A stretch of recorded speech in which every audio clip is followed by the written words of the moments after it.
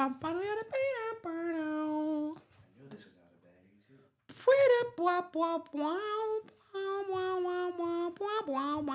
I love that your room is just bed and studio.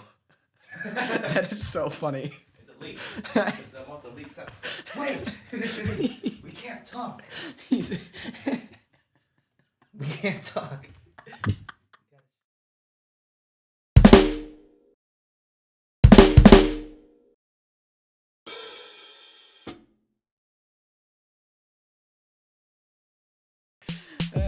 All right. Yeah. All right.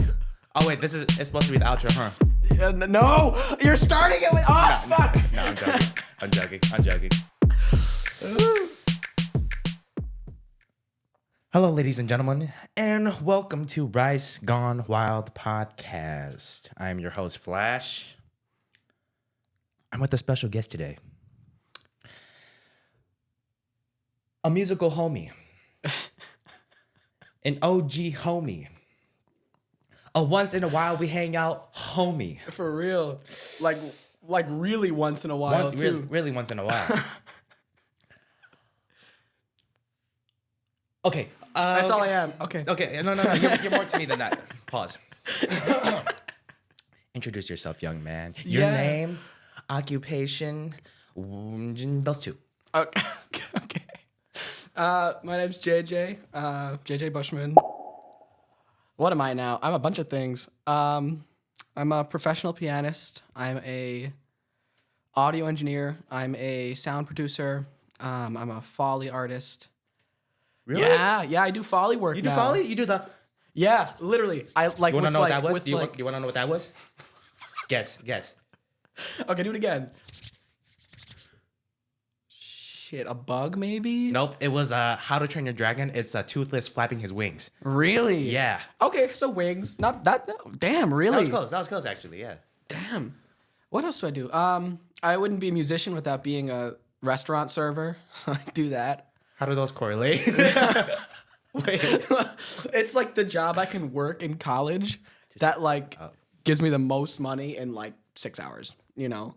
Because it's all tips. So it's like I maybe get like 2 an hour when it comes to like actual pay I get. And then when it comes to like tips, I can bump that up to like 30 or 35.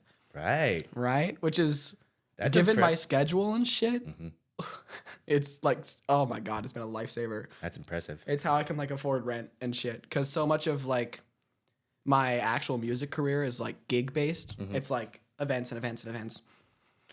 Now, before I want to go deeper into your music career. Yeah. Because I really want to. That's like the main segment of this whole entire portion.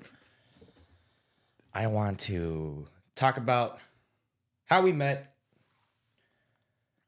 How old are you? Yeah, 20, turning 21 in like literally like an actual week from today. Everybody who's been on my podcast already, they're all 20 already. Really? Yeah. I forgot. Oh wait, Akil's 21. Shit. He already hit 21. Wait, you're not No. I'm still 20. You're okay. But I just turned. Was like, yeah, you're August. Yeah, okay. Yeah. I was like, no way is this motherfucker 19 still. What the hell? I'm in a room with a child. What the fuck? All right, hold on. No ASMR. But I just really need to clear my throat, if you know what I mean. No, I get you. Remember, fill in the audio, if you know what I mean. Yeah. If I know what I mean. Take a drink. I gotta find out what this is, too. I haven't had any. JJ got curly hair. Oh, it's hot as shit. Yeah, that's what I'm saying. I burnt my tongue. I told you. Let's go. I told you. You're like, oh yeah, I understand, Flash, but I'll put my tongue on it still. Okay. Sorry, dude. I'm so nervous. No, you're good. Okay. I get you. It's the effect of like doing an interview too, basically. Yeah. You know, and like the cameras all over the place and everything going live. Yeah, for real. Nerves. I get it. I'm the one who set all this shit up and I'm nervous. It's your bedroom. Yeah, it's my bedroom. I sleep here every day. I can't get over how like you guys can't see this, but like he's got a bed here and that is entirely it. Like it's a bed and his whole setup It is so it's so funny. He's like literally nothing else in here. That's why like what you just said. I go to work, I go to sleep. That's all I do. Oh, that's all I do. It's the grind. I love it. I literally come here to relieve stress. But Yeah, when that's this is good. on, stress is intensified. Yeah. I I gotta burnt learn the to- shit out of my tongue. Dude, Like that's so I fast. should have put a tongue. I should have put ice on it. All right, man. Let's fill in the audio. So you already explained that you have a music career, successful music career, but just dive deeper into it if you know what I mean. Just Yeah. if you want. So I study right now at the place where your mom works, University of Milwaukee, Wisconsin, Milwaukee, as not a double major anymore, but I used to be a music education and music composition double major. And then the ed program changed. They made me have like 3 different certificates in order to teach like band, orchestra, and choir. And I was like, that's not quite my jam. You know, I wouldn't have gotten out in 4 years if I went through and like did that whole thing, because they changed it on me like in the middle of this fucking time I was there. So I was like, okay, composition it is. Yeah. So now I'm a full-on music composition and technology student. I do a lot of work with like, I guess kind of just everything I can get my hands on. You know, I do a lot of like classical music composing. I've written for like saxophone ensembles and reed quintets and string quartets. A lot of like What's 3? trio, tritet. I don't know. Tritet. Trio. I don't know. That sounds cool. Tritet. I'm a tritet. Yeah, me and my guitar tritet. Oh yeah. What else? I do a lot of work with like dance students, a lot of visual arts kind of stuff. So I do dance stuff. I do film stuff. I saw your Instagram post, that one a long time ago. Yeah, with the ballerina. Was she a ballerina? Yeah. I thought she was just one of those expressive dancers. No, she was a Whatever. full-out ballerina. She'd been training for like years and years. Crap. She's a cool friend of mine, Emma. Wonderful person. Do you want to shout her out? Sure, if I can remember her last name. I gotta be so for real. fake friend, dude. No. I met her like 2 years ago, and our entire friendship has just been me like passively bullying. Okay, okay. Like, Oh, so you're not tight like that, huh? no, we are. I just, for the life of me, can't remember her last name right now. Oh, okay. Emma. Roberts? No. That's the No. actor. Wait, I'm gonna. This is bad. It's all right. I'll fill in the audio. I talked to her like yesterday. Emma Schultz. Emma Becker. Becker? Jesus Christ, I knew it was a B. Emma Becker. Emma Becker. Is she white? Yeah. Oh, okay. That's right. That sounds Yeah. right. Yeah. That sounds white. Emma Becker. No, she's a cool person. She's a ballerina. Dancer, dance student. I worked with her and a person named Ray almost a year ago now, I think. I think it was like So what's March. What's the process of filming that, and like with your dancer? How are you guys coordinating that choreography? While you're Yeah. so are you playing it for her first, and then she's just like listening first? Yeah, so I've worked on a ton of dance projects, and the way they've kind of always gone, I've worked on like, I want to say upwards of like 45 now. Okay. And the way they've usually go is I'll get like a request for like, hey, you have cool music, I want your stuff. So I'll be like, okay, what's the general idea of your dance? You know, like what's the theme you want there? What's the, I guess, general direction you're going in? Sometimes they don't have one at all, so I'll just spit whatever out. But Yeah. sometimes it'll be like story based or like purpose based, you know, and then I'll weave that into my own. When I'm writing it, I'll think about that kind of stuff. Wow. And I'll kind of go through and try to capture that best I could. So that I'll send you a video of it. You can post edit Flash, put it up somewhere. Okay, you know? you watch it, my boy. Okay. But I can't after you and Akio kept shouting me out. Like, We're just like, I love that man, that- Akio Lamb. What a dude- guy! that dude, honestly, One of the best people I've ever met. he loves you. He's Like, like, if yeah, he- I love if him he- too. if he We're will- like if he- we're brothers. I've known him. What I think in 2-3 years. I'll have known him for 20 years, which is Holy crazy. shit. Yeah. 20 years? 20 years. I met him when we were like 4. You're 20 though. Oh, so 4 years. Shit. I thought I was 21. Wait, you know what I'm saying? You were popped out of the womb. No, you're so right. I mean that could be the case. No, I met him. So what? 4 years. 16 then. years? Yeah. Right now it's 16 years. You met her at 4 years old. You met him at 4 years old. I met him at like 4 years old. We were in the same like K4, K5 class. Okay. Yeah, I wouldn't be the guy I am today without him. I gotta be so honest. Like he's been such a backbone for me. You know, he's been a guy who's always been there for me. Mm-hmm. Same thing with like the rest of you guys from high school and middle school and onwards. And it's the fact that you're so independent that you didn't really need anybody to like rely on. But like, but you know, deep down, if you called me right now, like Flash, dude, I'm being jumped right now at a bar or something.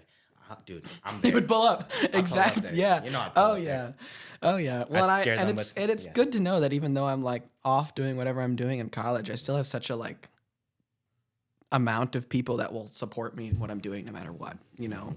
So it's just it's great to have, you know. Yeah. It's good to like kind of go into this new world of like professional music and like having my soul put out there every time I put out a song, and then I have a group of people who no matter what I put out or what I'm doing, they're like, yeah, that's JJ. Right. You know? I love that feeling when it's like you put your most hard work into something.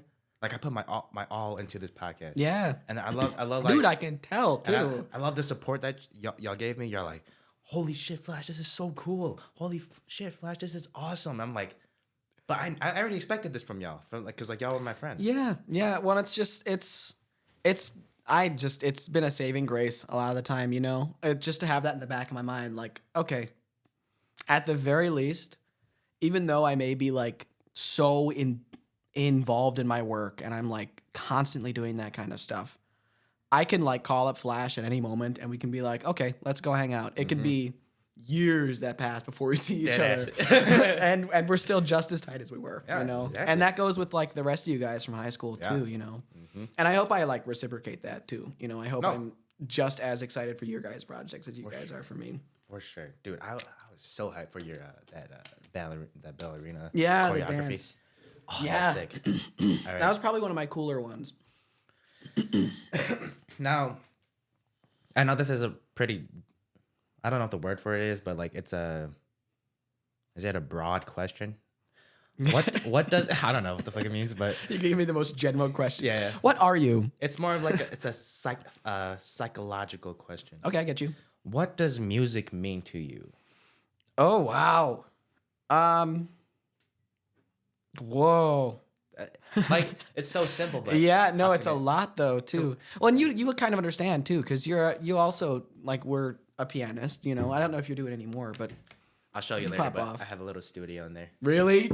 Okay, I need to see that studio. What? There's so much clothes jammed up in there, but it's just. I haven't been in like a house of yours since you had that little like square hut in like Parkway. You know, like in River Hills. Yeah, in River Hills. Yeah. Oh my god. Yeah. Okay, but back to the question. What does music mean to you? That's a complex question for me because now it's like it used to be a hobby and now it's work too. So it's like I always like if I'm like really trying to focus, I can't listen to music because I'll start like analyzing it and crap. I'm like now I know like all the theory and stuff that goes with it because I have to like study how to write it. So I have to like. Yeah. It's annoying is what music is. Goddamn. Yeah. But also it's the way I express myself in the most like undistilled way I can. That's like if I'm expressing what I'm dealing with and like what I'm experiencing, and if it's something as simple like I wrote a piano song on I was on a film set and I watched a tree across a field fall over. And I was like, I'm the only one that saw that. And then I wrote a song about how there are moments in the world that only one person sees, you know? Ooh, okay. And it's like, it's called Uproot. It's a song I wrote for solo piano. Is it out? Or? Yeah. Yeah, pop it off. Go Description. crazy. I don't think it's published yet, but I have videos, I have recordings. Okay. Oh, so then publish it and then send me the link. Oh yeah. And then I'll drop it right Well, now. it's copyrighted and the etc. I just have to put it out on streaming services and stuff. Okay. You know. Now back to that question. So Drinking the hell out of this water. My poor tongue. Yeah. How has music changed you mentally, physically, spiritually? Spiritually, yeah. Physically, hurts. You know, I cramps. Yeah. Oh yeah. And my thumb seizes up. I have a hand doctor now, and okay. A hand doctor? I forgot to add that I also work for UW Milwaukee. I'm like a piano TA. So I kind of go through. I have an office. I have like a grand piano in there, and I teach students beginning piano. Right. TA, tutor. I don't know which, because I was TA and now I'm tutor. I don't know. It's this whole thing. Yeah, I'm just vague piano student teacher. Mm-hmm. As long as you know your responsibilities. Oh, I'm teaching this kid. Yeah, exactly. Half the time the kid doesn't show up. That's a different thing. Do you get paid for it though? Yeah. Those sessions? Yeah. Because it's the school. So if like I have a set timeout, if they're like, can I grab you from 3 to 4? Then yeah, I'll clock it in 3, clock out at 4, you know? Now, being a teacher, are there times where you're like, because like you obviously know you're more advanced than them. Are there times where you're like, oh my God, kid, can you just get this? Or are you a patient? Are you a patient? I teach. So I teach at the university, but I also teach independently. I have students from ages, I think 6 to 18. Crap, holy shit. Yeah. Okay. So it's a wide range of like ability levels and attachment to the instrument.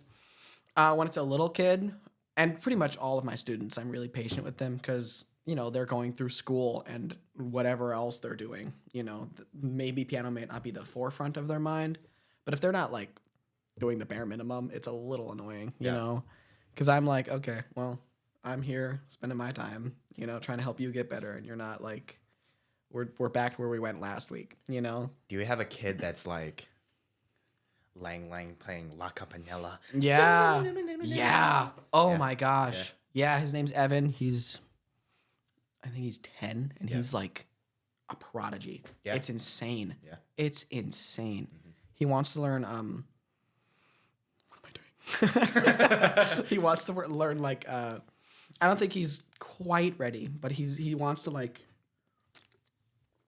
take a look at some really classical stuff, like some Rachmaninoff and some like Prokofiev and stuff, like some crazy stuff that like I'm studying in college, you know? Yeah. Oy. That kid's gonna go places. And again, back to like how music has changed me, you know? I think spiritually I'm a lot more connected with myself, you know? I think through a lot of like middle school and some of high school, I was very like distant from who I actually am, you know? And I think through music, I became a lot more comfortable with like my own abilities and like everything else that comes with that, you know? Mm-hmm. It's a place I think a lot when I'm like at a piano or a guitar or a cello. I'll play and I'll think about whatever I'm going through, or like not that I'm always going through shit, you know, but like whatever happened in the day, you know? Everybody's going through shit. Honestly. Exactly. Yeah. Well, and even then it's like something as simple as like, okay, my day was pretty good, I'm gonna play at the piano, you know, or like I couldn't sleep, you know.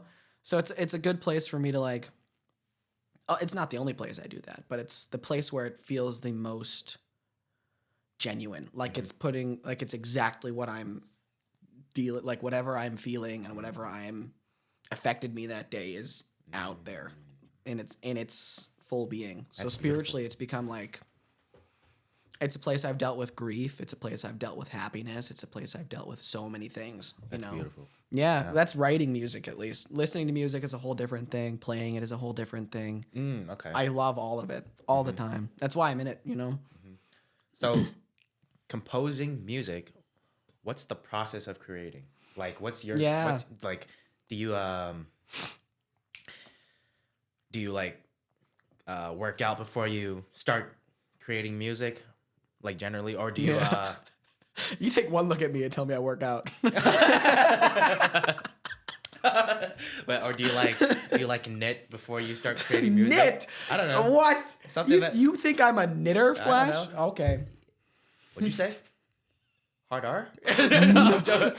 No, I'm joking. Okay, continue. So composing music, what's the process of creating? Yeah. What's your process? Sometimes it depends on the project. Because like I said, I work all sorts of different stuff. I do like jazz things and film scores and classical pieces and Latin American pieces. And I think I start off with an idea and I kind of write about it, whether it's at the piano or like physically. Mm-hmm. I usually do most of my compositions at a piano and then I move it elsewhere, or I'll do it right on my computer just as is. Okay. I have a pretty good engraving software called Dorico. That's like been a saving grace for like writing. I can get really technical with stuff. Right. I think in terms of like my process, a lot of my music is geared towards like the human experience, and it's geared towards like, I guess I can call it like moments where it's like a single moment in time or like a period of time where it's like this event happened over 7 days or something. Yeah. You know, like the Uproot piece where it's one tree falling over. I have songs that are about a person. I have a piece called Synchronicity. That's 2 saxophones that I wrote for a friend over in college. Right. You know, that's another video I'm going to send you if you need. Pop it in the description. That one doesn't have the greatest audio quality though. It's okay. We'll see. It'll sound great. Yeah, and it's like I kind of go into writing thinking purely about that. I do some research sometimes.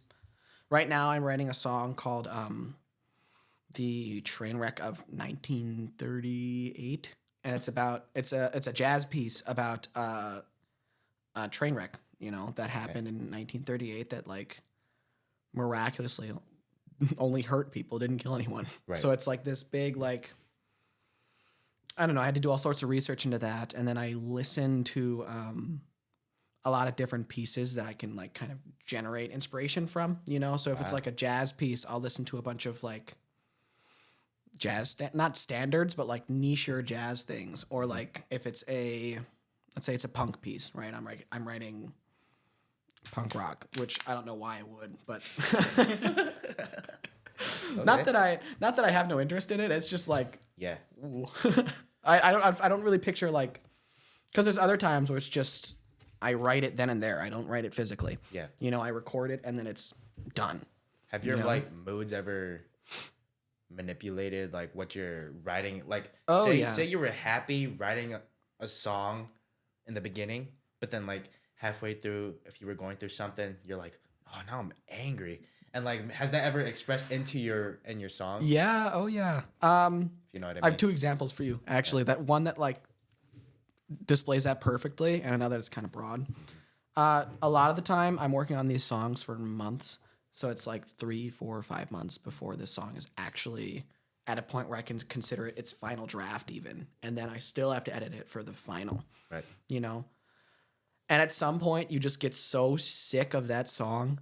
Holy crap! Listening to it over and over again, and like, I have to have like multiple projects going on one time in order for me to actually get any of them done. Because I get so like done with one piece of music that I'm like, okay, well, I still want to write though, so I'll start a new thing. I hear you. You know, that's bit me in the ass a couple times because it's like I have too many projects going on. I have to really organize my shit. Mm-hmm. You know, but in terms of like moods directly affecting how I'm writing, I wrote a piece called Dal mio cuore, which is Italian, which means... I'm stupid. Right. Yeah, continue. I mean, it's not far off. I think Italian's just like cursive Spanish, you know? You're right. What'd you say? What was it? Dal mio cuore.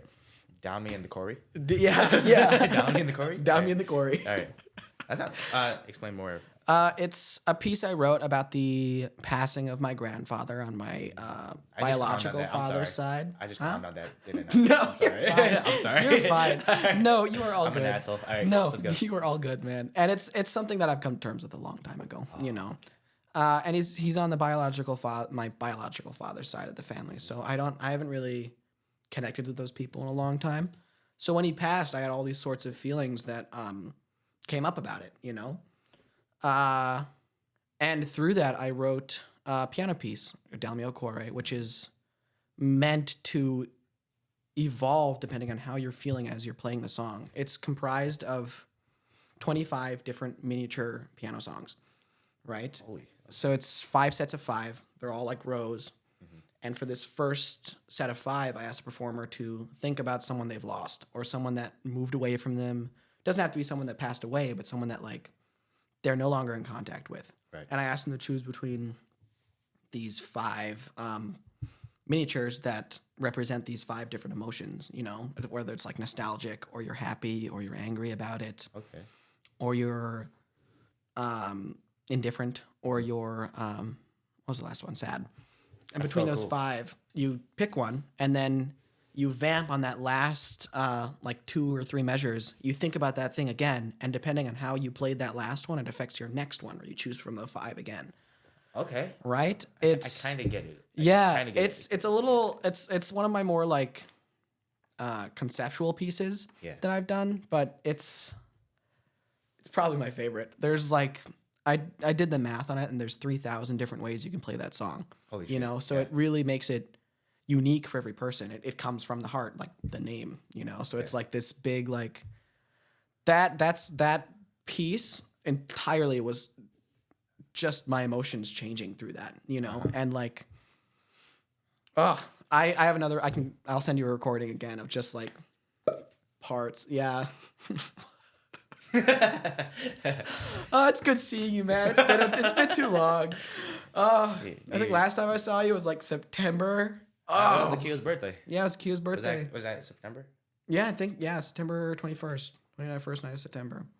Interesting. Okay. What? I don't know, I'm crazy. Got an accent there. Okay. Interesting. Dude, you've done everything with music, and you've been so expressive throughout the years with music. So that it definitely evolved you too. It evolved you into going to musical theater in high school. Yeah. Do you remember doing that? I do. I was like junior. Was it sophomore year you started or junior? Sophomore year, I started in the pit orchestra with you. We were Mamma Mia. Don't go wasting my your gosh. Sing it with me, bro. Emotions. It's ABBA. Lay all your love on me. What are you singing? That was Italian or something. What was that? That was just straight up English. That was, what'd you say? I didn't hear what you said. Oh, no, that was just the piano. No, you said something. You said domo alla caro. No, I just tripped on my words, man. Oh, wow, and you're pointing that out? No. Oh, I don't know. It sounded a little weird. Because I was singing it right. I was like, don't go wasting your emotions. But then you were singing domo colo, something like that. I don't know where that came from. Am I tripping or you're tripping? Because I'm crazy. We might be both be tripping, you know? Yes. It's the room. It's the work to bed grind set. Yeah, I definitely need to take longer naps. Yeah? Yeah. Okay. But I don't want to go into that. Okay. You were in musical theater. We were in pit orchestra together. Mm-hmm. Actually, I kind of want to talk about Mamma Mia. That was actually really fun. That was so fun. Yeah. That was probably my favorite musical I was ever part of. And favorite anything involving That was like live the only performing. time. That was the only time. Who had first chair? Was it Lou? It was Lou, yeah. Lou had first chair, and then second. I don't know. Lou Forgot his name. I think his name was Anthony. Anthony? Was it Anthony? He had curly hair. Yeah. Yeah, but he Something had of the second piano. Yeah.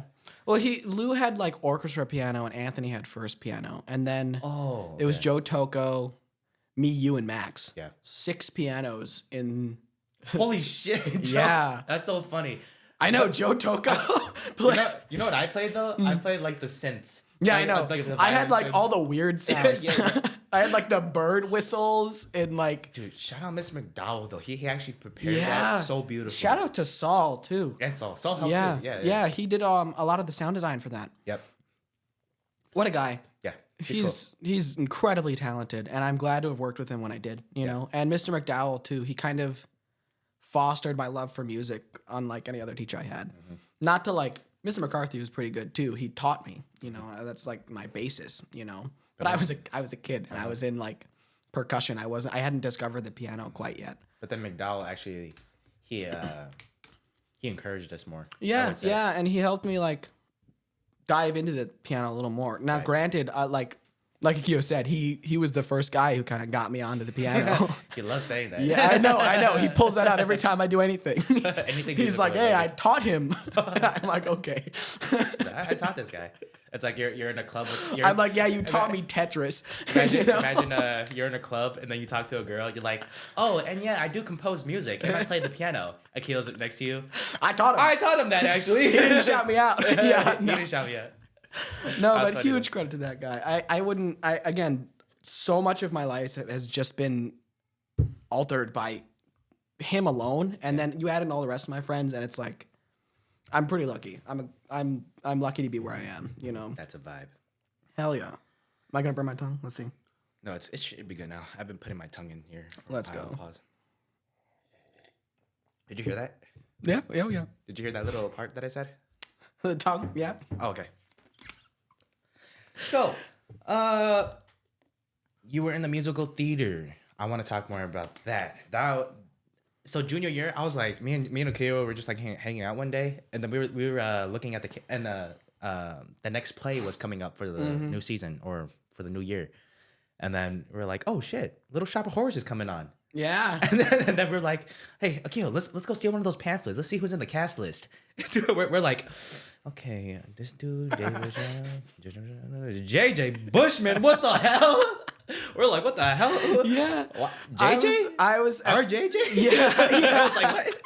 Well, and like that was such a stark difference from me like freshman year. I was really shy, you know, and I was like, I kind of want to try something new, you know? So eventually I got to performing live, and that kind of led to me being more comfortable like performing in front of audiences, you know? But Little Shop of Horrors, that was some of the most fun I think I've had in any production. It was really cool, and the cast was pretty cool, and working with the pit was really cool, and understanding all the sides of that, because at that point I had done the crew aspect of stuff, I've done the pit orchestra aspects of stuff, and now I'm doing the acting part of stuff and like the singing part of stuff. Kind of almost forced me out of my shell a little bit. I kind of stood up in front of, I mean, you know, they have like the mandatory go visit the musical thing. Oh, yeah. You remember that? So I'm like in front of the whole school in drag. What? You remember that? I was in a dress, like a sequined black dress with with a red wig. I don't remember that. No? Was that for the play? That was for Little Shop of Horrors.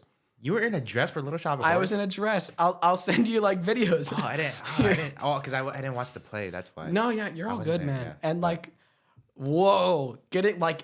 That was so odd for me. I bet your estrogen levels were just You're like, damn, this jazz making me look good. Well, and like I had heels on and I had the whole makeup done, and like it was wild and it was really fun, and it was like it was cool to be a part of, you know. That's funny. Yeah. Drag? Yeah. You were in drag? Drag, yeah. Yeah. I was like voguing and shit too. Like I was waving my arms around. Yes. Yeah. They had us do that.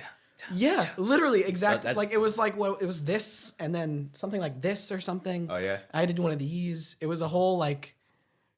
That's funny. Okay. And then you remember you filmed my senior one, right? You and you were there for that. Dude, that was so much freaking fun filming that.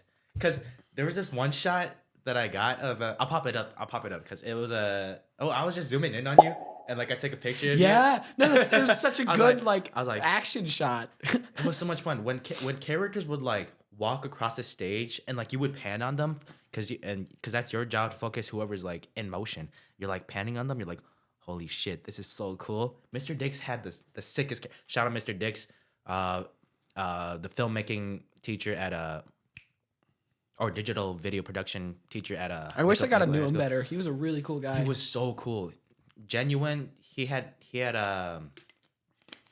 very PG. Yeah, I'd say he's very PG. He didn't tolerate any like cussing or anything. There was this one time a I think Tristan cussed. He was like, "Fuck!" like doing like a. Oh yeah, because Tristan did like that news thing, right? Yeah. I did it last year too for like our COVID year, but yeah. But yeah, Tristan did it too, and he was like, "Fuck!" And then Mr. Diggs was like, "Hey, we do not tolerate that language, guys." And it was just us 3 little Asian kids in there. Yeah. Oh, I was about to say. Oh no, forget it. That's too much work. What about? Oh yeah. There's this funny part. There's this funny part. After the whole, because we did a test. Whatever you call it, a test. A test like screening. Test run. Yeah, a screening. Yeah. A screening before all the audience would come, and then we recorded everything, and like you guys you went through the whole entire play in one go, and then once we were finished, everybody was so emotional and everything. I saw everybody hugging and like low key crying and everything, and then me and Colin there, we were just on our cameras like. Okay, and we're just panning, like getting everybody's emotions. Yeah, a lot of emotional things. And then I came up to you guys. Up to us. I know. It was so funny. You came up to me and Colin, and you were like, I was like, y'all are good. And I was like, I'm going through so many emotions right now. And I just want to say, I love you guys. I was just, You were in it, dude. Well, I was in it, yeah. And like, you know, now looking back on that, it's like, theater isn't my scene anymore. It's too much almost, you know, for me at least. I know for some other people it can be whatever they want, you know, but it's in my experience just became a lot to like handle and like to deal with it all at the same time, you know, because I already had a busy schedule with music and I was like, okay, well I have to make a choice here. What do I like better? Yeah. You know, and music was that choice, and then environmental science with that second choice, and musical theater was never really like an option in my brain. Yeah. You know, it was fun to do in like high school, and I made some really like lifelong friends through that, but like I'm not going to do it for a career. I hear you. Now, like preparing for theater, you have to memorize your lines, correct? Yeah. What did you find? Do you have a good memory? Yeah. I memorize all my music. When I have a gig, I have like 2-3 hours of music in my hands. Right. Like muscle memory kind of thing. Yeah. Would you say you had any like struggles during the play or honestly, not really. It kind of came really easy to me. I even like, and whenever I have a scene partner, it would go a lot easier too. It would go a lot smoother. 'Cause it's like, you know, if it's like one scene and it's all dialogue, I can remember what I have to say off of what they have to say. You know? I hear you. Dang. And then sometimes, you know, you gotta ad lib. You gotta like get the gist of what you're trying to say, because not every time it's gonna be like exactly what the script says. Yeah. It should be, but like improv. Exactly. Improv. Exactly. You want to do a little improv later? Yeah, I'd be down. Okay. I'd be down to do some film projects with you again. Yeah. I remember when you were making that like mockumentary thing. You had the script, and we were out filming downtown Milwaukee. I never felt. I never felt off. No, that's all good. Yeah. But like ingrained. This is one of my favorite memories of you. You had a monologue, and we were up on parking garage. I actually stole that shot in a I did a film called Juxtaposition, which is really, really fun to do, and I stole where we shot that. I can send you that again. I'll send you like that shot so we have it. And you were right there, and we spent like 30 minutes with you on this monologue because you couldn't for the life of you remember it. And we tried like I had like my phone up with it enlarged and me scrolling down, and I wrote it down somewhere, and like we were up on that parking garage, and we walked away without the scene. You just like ad-libbed it. And that's the day I knew I could never become an actor. It was so funny. I can't remember. I was like laughing to tears because you would say it perfectly. You would read it, you would say it, and then I would turn on the camera, and the first word would be wrong. Oh, I remember it was on top of that parking garage, and like we were hanging over the ledge. But it has this really great view of downtown Milwaukee. Yeah. I had the clip still. You have the clip still? I gotta find the SD card. It's in there. Yeah, throughout that entire scene, like, I would put on the camera, you would say 2 words, and then it would be already wrong. You'd be like, wait, what was it? It was... I gotta find that. That's so funny. That's one of my absolute favorite memories of you. We were like down by the art museum that day too, if I remember right. And we were like by some sort of, honestly, a lot of parking garages. Yeah. We were just trying to find a parking garage. Yeah, honestly. Yeah. And we were like, we were near MATC, I think. Yeah. Yeah, near MATC. Around that area, yeah. Kind of third ward-ish. Mm-hmm. Now, having history with acting, did you ever like try with your buddies who had similar interest in acting? Did you guys ever try just like crying on command? No, I couldn't. Would you I know some people could. Mm-hmm. I never wanted to. Yeah. I was like, why? What is this, like a party trick? I can like... What is this, a party trick? Like... It's like, you guys do this for fun? Like, that's what I'm saying. Like, not to throw shade, but like... It's like your actor friends are with you. You freaks. Do you guys want to try you crying? Freaks, you can cry on command? What do you mean? Yeah. What is wrong with you? All right, you go first. Right now? Yeah. Okay. Look into that camera right now. I'm look trying. into the camera. I don't even know how to like get it going. You have 30 seconds.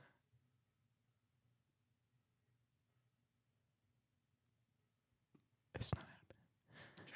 It's not happening. All right, ready? Okay, go for it. I'll go.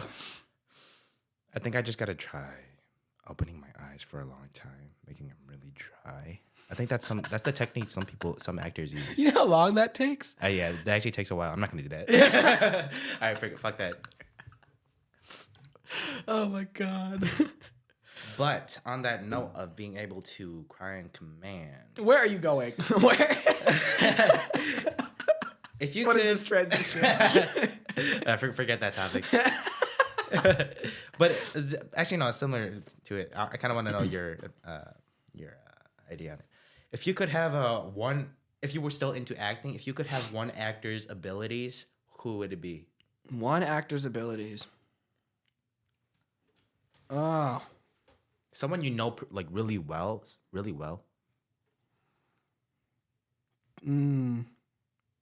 J.K. Simmons. I think he's a really great actor and he has a really kind of broad range. Mm-hmm. But in that same sentence, he's all just kind of angry man. Angry man? Yeah. Think, Mark. Think. Yes, exactly. But like his work is really complex sometimes too. Mm-hmm. So it's like, I don't know. I was pretty good at like when I played Creon in Antigone, which is like this old Greek story. It was our year of COVID. I was supposed to be like an allegory of like a bad president, I guess. Yeah. And I had to like slam on tables and get all yelly, and I did really well in that role. Mm-hmm. So if I could like tap into that, I guess I would do that. But I got to be honest to God. You asked me for actors, and every actor ever left my brain. I was like, who's anyone? I hate it. It takes time. Yeah. Because like you cipher through all the movies that you've ever watched and you're like, Mm-hmm. That. When I was trying to like cipher through movies, and 3 times I just got to like, have you seen Perks of Being a Wallflower? I don't know why I went there, but like I was like, okay, what are movies? And then I hit that movie 3 times and went to no other movies. And I was like, okay, J.K. Simmons. Yeah, I hear you. Think of mine. What was mine earlier? I was thinking about it when I was writing this question down. What was it? Jackie Chan. Yeah. Oh. I could impersonate him. Well, it's just he obviously we don't know him, but he feels like such a genuine person too. Like on the camera and off the camera, and like I bet it's so easy to impersonate him. Cause like it's so it's so simple. Like just think Asian man who is always running. Yeah, he's like, always running. That dude is always running in his movies. Honest to God, though, yeah. Should just be like, have you ever watched Rush Hour? No, I haven't seen Rush Hour. You haven't seen Rush Hour? No, I don't have time 1, for like 2, anything. or 3. None of them. Chris Tucker, Jackie Chan.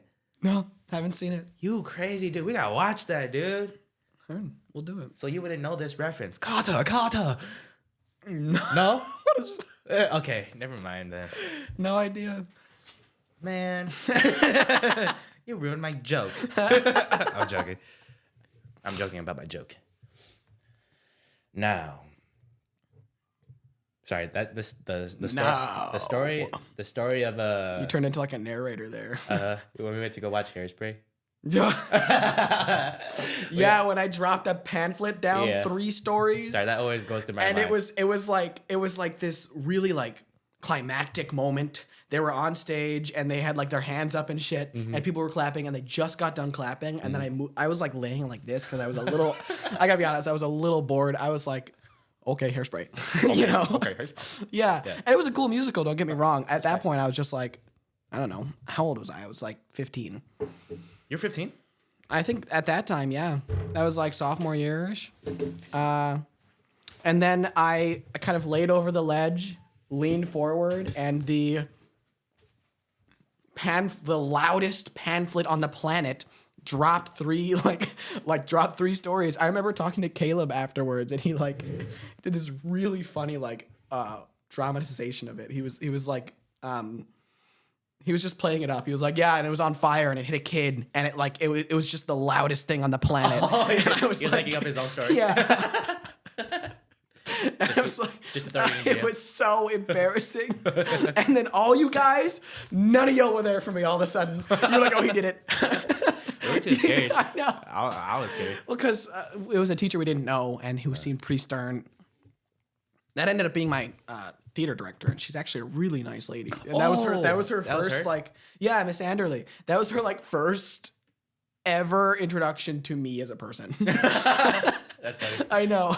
You meet her like in the future, like a year later. Oh, I'm auditioning for Little Shop of Horrors. Yeah. Miss Andrew's like, yes, I remember your ass, dude. Yes, exactly. I remember at like some point we like joked about it a couple times. Really? A wonderful teacher. Had as much influence as me as Mr. McDowell had in some ways too. You know, that was like, oh my God. That was funny. That was Y'all were too funny. I know. Oh my God. I know. That was a good day. Got any questions for me? I have any questions for you? How you been? I've been good, man. Yeah. I kind of like what I'm happy you're like delving into this, you know, because you've been talking about this for a while, and I'm glad you kind of like I've always just went for it, you know. Because, dude, we're on this. I'm not trying to get too sentimental. Okay. We're on this planet for such a short time. Yeah. Just try shit. Do whatever the fuck you want. That's my mentality, you know? If people pay attention to it and they want to give negative criticism, fuck them. Yeah. Leave that criticism out of it. But if it comes to you, I'm just going to wipe it all away. That's what I'm saying. But, I totally get that, because a lot of what, like, literally my entire purpose of school and what my career is going to be is putting out things I want to do. You know, as long as I have a high opinion of what I'm doing, I don't give a shit what anyone else thinks. You know, and there's always going to be someone that has some sort of opinions. There's a guy at my school who called my music soulless once, and I was like, dude, soulless? Yeah, and I was like, I put everything in there, but you do what you want. He's soulless. Yeah, that's what I'm saying. But like, I don't know. There's always going to be someone saying something about whatever you're doing. Right. And I think deep down, as long as you're happy with what you're doing, and even if this goes nowhere and you want it to just stay with you, right? You have it on like an SD card somewhere. It's something like, hypothetically, if it was like something you weren't publishing at all, you were just doing these for fun. Yeah. As long as you're happy with it, go crazy, you know? That's always been my mentality. That's why I do so many different like random projects, you know. You have to keep your mind busy, or else you'll go crazy. I hear you. Oh yeah. When I'm with like, I don't know if it's like something deeper, but like go into it. Dog. Oh my God, my schedule sometimes I pack it. You know, my typical school day is like 8:30 to 9 p.m. Right, 8:30 a.m. to 9 p.m. So that's like 13 hours, almost. You know, and then I have to fit in practicing. I have to fit in writing music. I have to go to all my classes. My credit load has been like.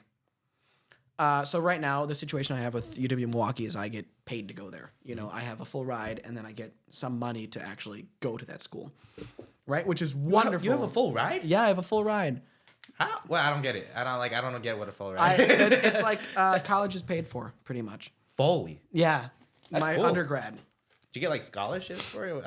My original. This is an even deeper story. My original plan, when I was applying to like colleges and stuff, was to go somewhere out of state, like some big music school. I got into NYU and USC, and Berkeley School of Music, and Indiana Bloomington, and those were like, I was boggled that I could ever get into any of those, right? And even now, I'm like, whoa. Wait, NYU? NYU Ooh, for music shit. composition. Holy All shit. of it for music composition and for like piano. But like not full ride, obviously. No, not full ride. Yeah, and it's like NYU's like 76,000, Berkeley's I think upper 90s. So it's like I was trying my best to be able to afford the cheapest of them, which was Bloomington in Indiana. Yeah. And that was still something like 30,000 a year. So I kind of scrounged together as much scholarships as I could. And for a while I was going there, and then right before school started, everything dropped out. I had something with like aid. And I went to UW Milwaukee, and I kind of applied really last minute. But I love how you with that like scholarship money, I'm fully covered. Yeah. You know, it's all entirely. You thought about it logically. Yeah. Like, why wouldn't you take that full ride to UWM where they have, sure, not the, no, it's still a great program. Yeah, it's still a great but music program like, there. Compared to the big names, blah, blah, blah. Mm-hmm. Why wouldn't you take that opportunity? Well, yeah, and if I can go there for like grad school or something, not that I have to go anywhere specific for grad school, but like if I'm able to and I'm able to like afford it in some capacity, yeah, sure. But it doesn't matter where I get my undergrad, you know. Mm-hmm. Maybe it does. I don't care. You know, I'm saving money in the long run, and I'm having fun, and I'm still with my family too. I'm still like in close quarters with my family. They're over in Glendale. And that's a big part too. It's a huge part, you know. And I'm like, I still have all you guys here, and I still have like a lot of people don't have that when they move away to college and like other places in life, you know. So I'm fortunate to still have that and be pursuing what I want to pursue. In that same sentence, though, I'm so sick of Milwaukee. Oh my god. Yeah. Why is that? Well, don't get me wrong. I really do love it here, and I love it because a lot of the time there seems that there's such a sense of community in Milwaukee that I don't see in a lot of other big cities. Right. That's exactly what Akil said. What? You trying to copy Akil? So you did watch the podcast. No, I did. I've watched all the episodes so far. And I think Akil was right on the money with that though, too. There's a really cool sense of like community, even downtown, you know. In that same sentence, I feel like I've done everything I can here musically. You know, there's only so far I can go. And I don't know if symphony orchestra is my forte. I don't know if I want to go into the MSO. I'd rather write, you know, for film and for whatever I can, you know, and teach wherever I can. And in terms of like gigs and stuff, I've kind of run out of places I can go that are new. Yeah. You know, I've kind of done all the standard jazz places downtown, all this like the wedding venues, all of the. So at some point, I think my scope got bigger than I realized, and I was like, okay, I'm bored. Yeah. What was the sickest gig that you ever booked? Ever had booked? Yeah. I have a few. Weddings are always amazing. Always amazing. I love playing weddings. There was one time I played at the Eaglewood Spa and Resort down towards like Chicago, a little bit west of Chicago. That was actually pretty recent. That was around New Year's. Ish. Maybe before then. But that was really cool. Is definitely the bougiest gig I've ever played. Bougie? Yeah, bougie as hell. Bougie. It's like a resort. They had like it was crazy. And I had like this nice grand piano there, and I was playing Steinway. Yeah. Like insane piano. You could lick off the top of that insane black piano. marble. Exactly. I don't know. Wait, are Steinways made out of marble? Yeah. The top part? Not sure, actually. I played at the Villa Terrace Art Museum for a few weddings. Holy shit, dude, you've been everywhere. Yeah. I've played at Blue, which is a jazz club in the on that museum. Pfister. What'd you say? Continue on that museum. That sounds really cool. Yeah, the Villa Terrace. Yeah, I played there for a few weddings. That's that. If you can't picture it, it's like that. If you go along Lake Drive by Bradford, it's that big, like long mansion, like the white and orange. and it has this really beautiful garden in the front, and it's like kind of gated, I guess. It's a museum. That's sick. And I played there for a wedding, and I found out they booked it for like upwards of, I think, $250,000. Holy shit! And I'm like, oh my god! And I'm playing. Yeah. Well, and through that, I was able to like. What? Why do I keep doing that? I keep like circling. You grabbed your water bottle like 50 times already. I know. You're like, I know. When you take like tiny sips. You're like, I know. Like it barely goes to your mouth. Not the unison. What? We did that in unison. That was good. Okay, but continue. You were. I was able to charge because they were already paying that much. I kind of went through as a third party, and I was able to charge like $500 an hour. Yeah. Yeah, so I've been able. Was the that was 2 hours. I think I played for the dinner and some of the recession. $1,000 gig. Yeah, in 2 hours, and it was mostly like I guess like standard dinner jazz stuff, kind of lighter stuff, kind of slower stuff. I was vamping. I wrote a song there on the spot. What key were you? What key were you in, or did you cipher? I kind of modulated all over the place. Okay. I was all over the place. I think my go-to key is F sharp. I've learned. I always go F sharp major whenever I'm like writing a thing, and I'm like, no, I can't again. Somewhere else. I can't think of F sharp right now. What is it?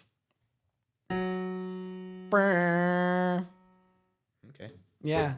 That's sick.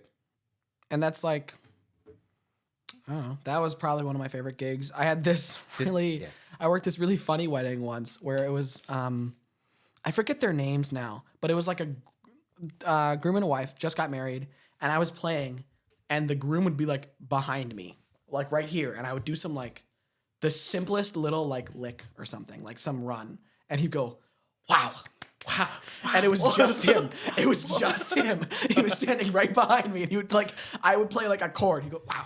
He's like, he walks really slowly behind you. How do you tickle those keys like that? Yes. Well, and he was like, he ended up hiring me for lessons. He was like, really? He was like, can you teach me? Can you teach me? Yeah. And then at some point, it was hilarious because his newlywed wife was like, "Hun, we're eating dinner. Sit down." Yeah, that's funny. That's sick. Oh, the weddings are really fun. Those are probably some of my favorite gigs. And then it's a full different atmosphere from like, say like a jazz gig, or you're doing like something in a barn, you know? I'm way away from the mic. No, you're trying. It sounds good. Cool. Cool. Where it's like I've done gigs in barns too with a couple of bands, and those are like a fully different kind of feel, you know. And I love being able to make connections with like random people like that. You know, it's cool. Mm-hmm. Wow, you've been doing it, man. Yeah, I know. It's crazy. Yeah. You look at me like 3 years ago, I would not believe anything I'm saying to you. Yeah. You know, I'm saying like I've made films and I've done upwards of 45 dance collaborations, and I've written 17 minutes music scores, and I've done symphonies, and I've done all these things. I would not believe you at all. At all. I really want to dive into, because I love Foley. I've watched like videos of Foley. Dive in deeper to that. Like what projects have you worked on with Foley? Yeah, they've all been student films. I don't know how many are released quite yet. I didn't even drink that time. I just grabbed it. You're like, hey, it's a water bottle. Yeah. It's a thing I can play with. Yeah. That's why I'm going to invest in like some fidget spinners or something. Yeah. Like, so guests could just be like, because you have like that ADHD. No, like I genuinely do, actually. I got tested for it once I got to college. I love how you're playing with the lights. I know. You're like, ooh, lights. Yeah. Continue. What were we talking about? Yep, I got distracted too. Foley. Okay. Yeah. With that, I worked with a couple of friends, and we basically just researched how to do it and did it. You know, it was part of like my sound design kind of job. So I would do like sound capturing with like boom mics and blimp mics. Blimp mics. I just called them the blimp. It's like this big, huge casing on like a ribbon mic. You know? Oh, I hear you. Yeah. So, and I would like capture people's voices. I would capture different audios. I would capture different sounds. I would engineer them. I would add artificial sounds. And through that, they were like, we need some sound effects. So I was like, okay, Foley, you know? And then I kind of dove into Foley a lot. I'm actually going to drink it this time. I promise you. I hear you. You better. Gulp. Oh, I didn't do it up to the... All right. But that's awesome. It's really fun. It's Foley work's just fun. You get to make a mess and you get to like, you know, mess with stuff and find out what sound that makes, and you get to use your imagination to picture what that would be. You know, so like you're making a sound with like, I'm trying to use an example. I had like a watermelon that I hit with like a bat. Yeah. Right, and that kind of crack noise was like someone falling over and hitting their head. Right, and I kind of just played with sounds and was like, okay, what would work best? You know, I kind of just started messing with things. Yeah. And I got to watermelon, you know? I kind of want to play a little game. Okay. Let's play the Foley game. The Foley game? Yeah. Okay. So we each individually get rounds, one round of making one sound. Okay. Oh, I rhymed there. What'd I say? We're each gonna do a round, and then we're gonna create our own sound. Oh, that's a bar, dude. I'm the next Kanye Ling. I don't know. All right. I don't know if you want to be Kanye. Man's a little crazy. I'm crazy. Yeah, let's go. Okay.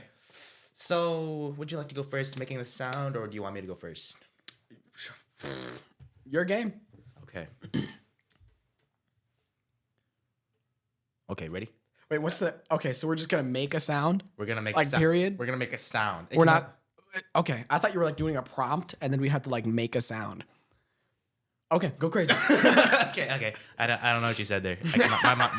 My mind kind of blinked out the second you said sound. You're all good. All right.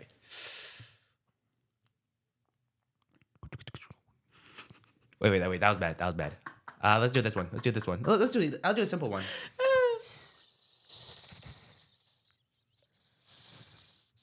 Okay. So is that supposed to be like a... Am I supposed to do it? I'm confused.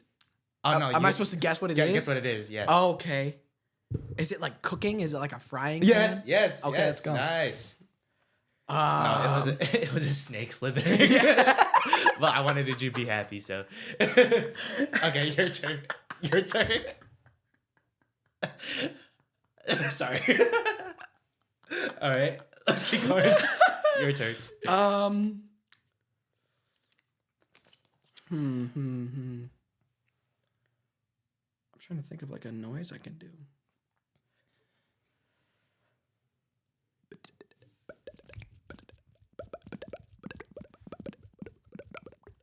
Okay, it's either bubbles popping or it's bubble wrap individually popping. You got it with bubbles. Bubbles? Yeah. Oh, it's like I was going for boiling water. Oh, I was gonna say hot tub next. Mm-hmm. I was gonna say no. What? I was gonna say hot That's tub. the ballpark. Oh yeah, you got it. Yeah. Okay, ready? Let's do 2 more each. Okay. Okay, ready? Did your belly growl there? I think so. Yeah. Okay. That's my next noise. Yeah. That was your next noise. Yeah. All right, joke master.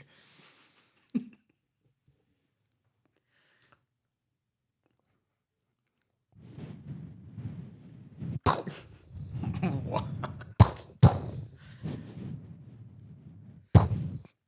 A thunderstorm? Boom. Okay. Nice. Okay. Nice. I love how we're just beatboxing. I know, we're like, just for doing beatboxing noises.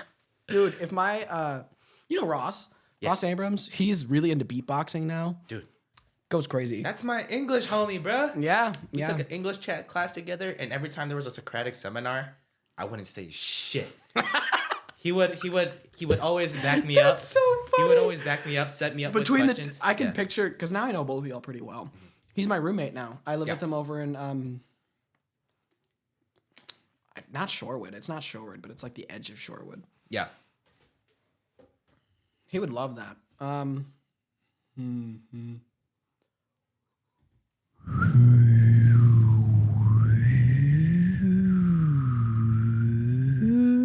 I got it.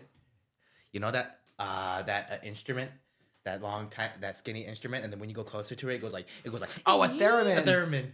Is that? Yeah, sure.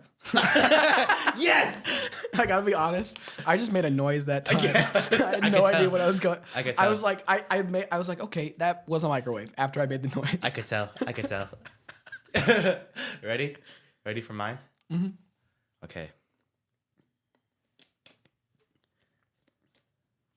Meow. Ain't no way you just looked me dead in the eyes and meowed. You said uninterrupted eye contact. Hey, guess what it is? Guess what it is? Guess what it is? Guess. A dog. Close. Oh yeah. Yeah. He's best friends with it. He could be best friends with it. It's a cat, my guy. Nope. No, it's not a cat. Nope. You just looked at me and said meow, and it's not a cat. It's a saber-toothed tiger. Bullshit. Bullshit. All right, you got one more. Let me guess. That shit.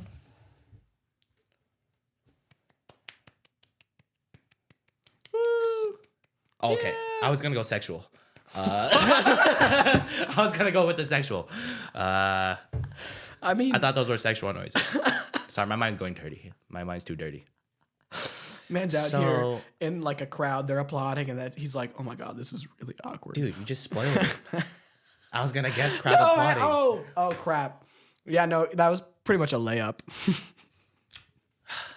Give me one more, just because you messed me up.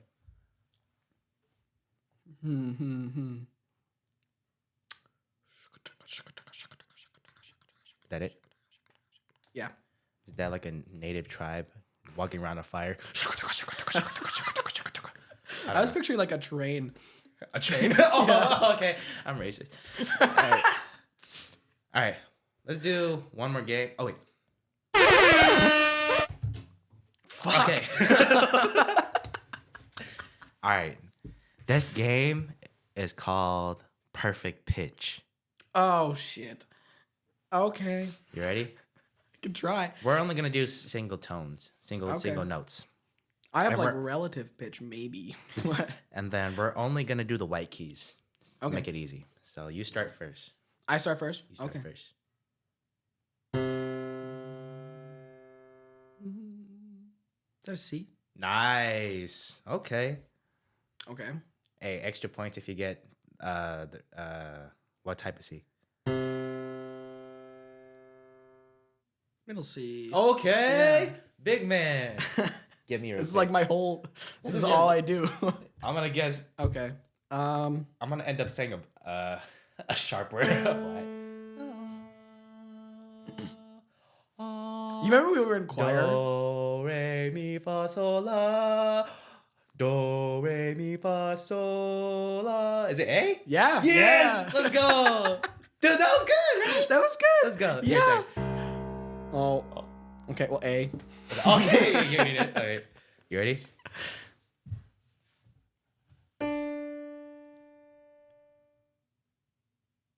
F. Not F. Oh, it's G. No? Still, what? Oh. See, I'm not. I had to take a class called oral theory, where the whole thing is just basically what we're doing right now. Yeah. I sucked at that class. You're good.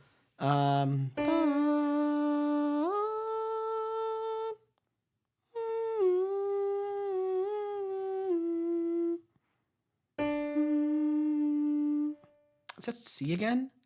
No. Give it to me. It was D. E. D. D? Yeah. I said every other note. D.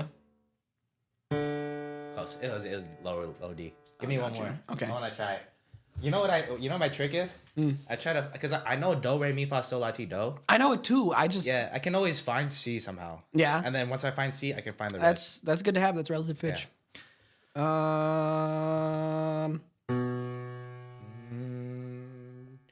Do, re, mi, fa, sol, la. Play it again.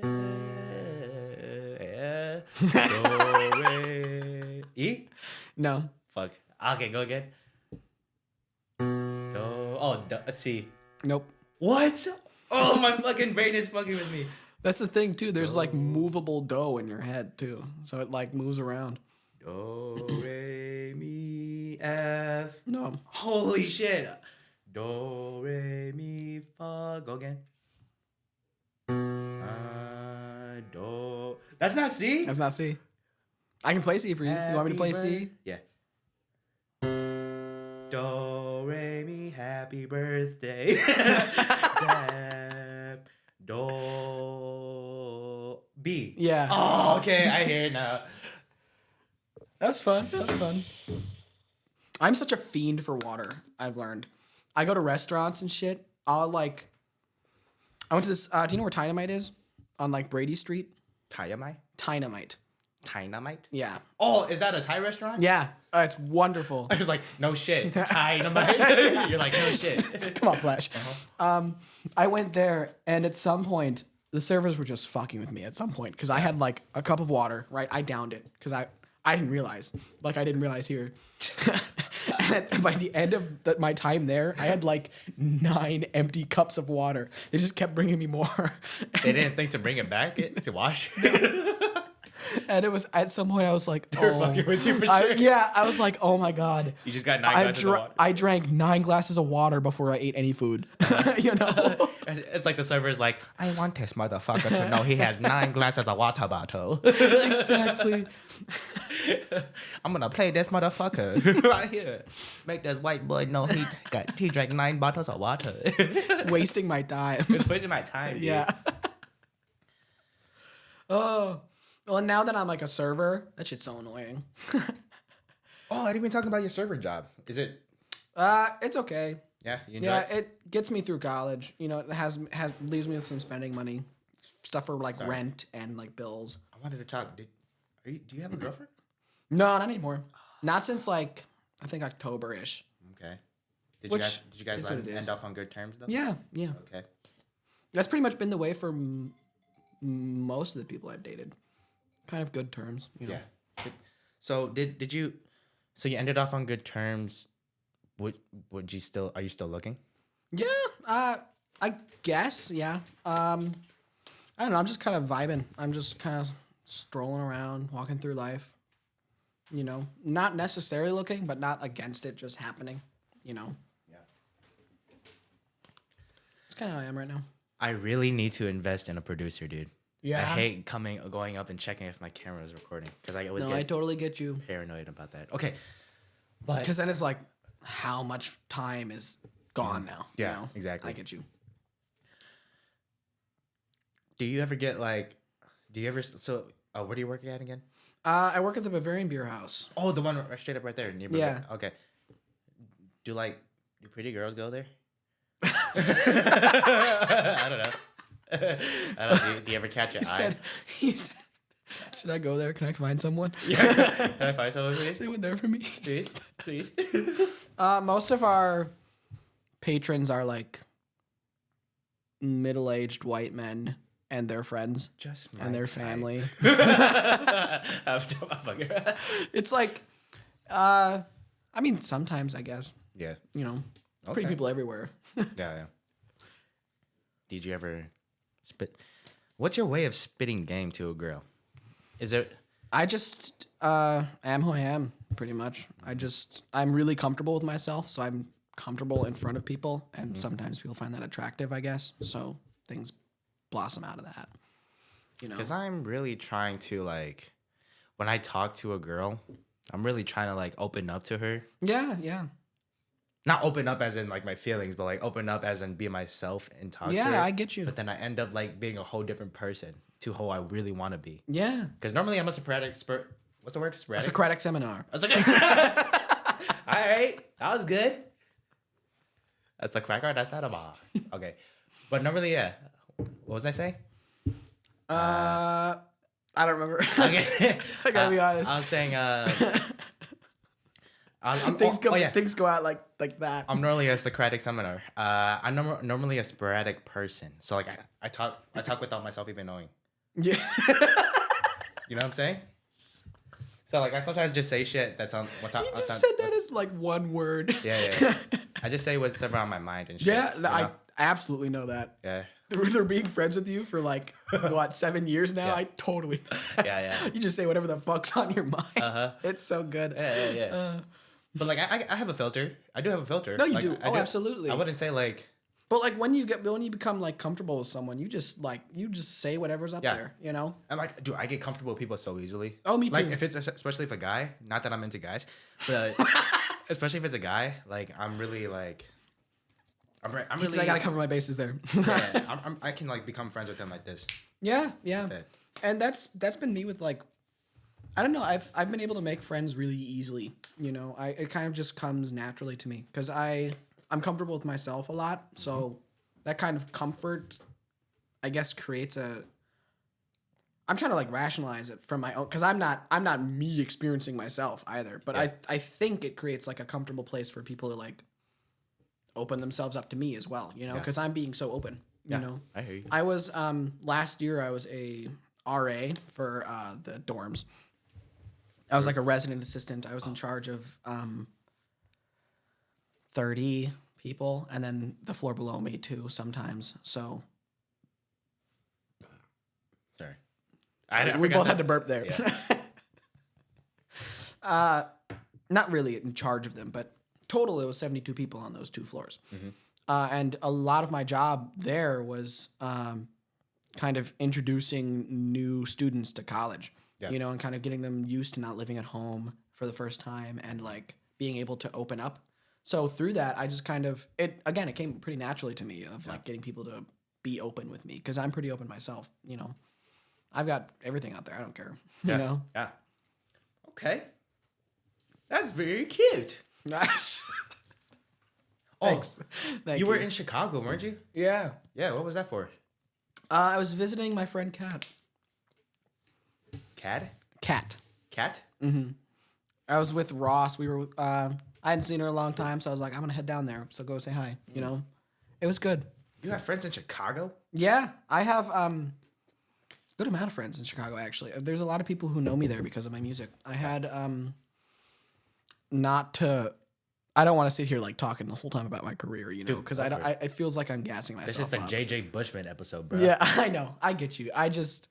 You know. I had a group called the Quixote Duo play my music, and it's a cello and a viola, and they're Grammy-winning musicians. Holy shit! Yeah, and through that, a lot of people got to know like who I am in that area. You know, because they are based in that area. They played my piece called "Tangle of the Albatross," and it's all about like black albatrosses mating dance. I guess you know.